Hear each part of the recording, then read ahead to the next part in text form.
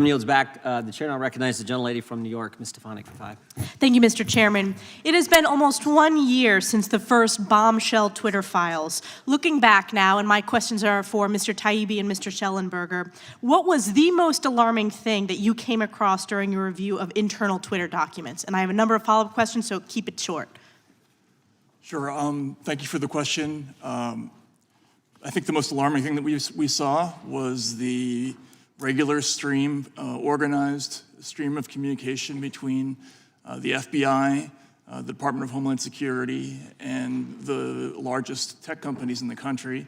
They had an organized system for flagging content, not occasionally, but in enormous numbers, involving spreadsheets of accounts that ran to the hundreds and thousands. And this was shocking to us, and to the Congressman's point, this isn't crazy conspiracy theory. We've already had 4 federal judges rule that they believe this activity violates the First Amendment. This is quite serious. We didn't know whether it was against the law, but we certainly thought it was shocking enough to be in the public interest, and that for me was the most serious thing. Yeah, for me, it was seeing the so-called former FBI officials within Twitter and working with and other groups, including this Aspen Institute, participating in an effort to so-called pre-bunk the Hunter Biden laptop before it was ever published in the New York Post, and then to get it censored by Twitter in violation of Twitter's own terms of service, whose internal staff had concluded that the New York Post tweet had not violated their terms of service, and they censored it anyway. Mr. Schellenberg, I want to ask you further that revolving door between the FBI and Twitter, and I also want to ask about those third-party, essentially government proxies. You referenced the Aspen Institute. Can you delve deeper into both of those questions, both of those topics? Sure. It was the former general counsel of the FBI, Jim Baker, and the former deputy director of the FBI had both taken jobs at Twitter. There were so many FBI people at Twitter that they had their own internal group and their own little crib sheet to describe the difference between the terms that they use at the FBI versus at Twitter.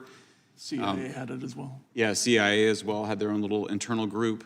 And I'm sorry, what was the second question? The third-party proxies. Oh, like yeah. The well, Aspen then the Institute. Aspen Institute, this was the weirdest thing. We discovered that Aspen Institute had created a workshop that it was attended by basically all of the major media, including as well as all the major social media platforms, to basically pre-bunk in advance the Hunter Biden laptop, even though it had not been, there was no evidence that it existed outside of the fact that the FBI knew that they had it because they got it in December 2019. So to have the Aspen Institute trying to persuade people not to cover the Hunter Biden laptop story in August and September of 2020 was quite chilling and disturbing to see. These content moderators at social media platforms like Twitter wield an enormous amount of power in terms of determining not only what Americans can say, but also what Americans can see. Do you believe, Mr. Taibbi and Mr. Schellenberg, that it's appropriate for unelected bureaucrats or these tech companies to collude to influence what Americans can say or read? Absolutely not. And, I wanted to stress again that all this was happening secretively with the blessing of the Department of Homeland Security, with them sending things to, this is from the EIP at Stanford to Twitter and Facebook saying, we repeat our recommendations that this account be suspended. We recommend labeling all instances of this article. We recommend that you flag as false this. All these demands being made secretly without any public review. My view is that we don't, the government doesn't decide who can speak in the town square. Why should the government be deciding who can speak on social media platforms? We, the people, should decide our own content as adults, legal content. It should not be decided by either government or big tech. And Mr. Taibbi and Mr. Schellenberg, do you believe that this censorship is a form of election interference? Absolutely it is. There's no question in my mind. Mr. Taibbi? Yes, I think it certainly can be. In the latest story that we did on the CTI League, we saw the overt partisanship of the people involved in this operation. That was actually the reason the whistleblower came forward.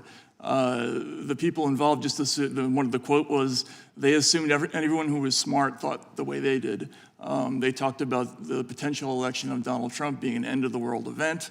They talk about the wackadoodles who actually watch Fox News.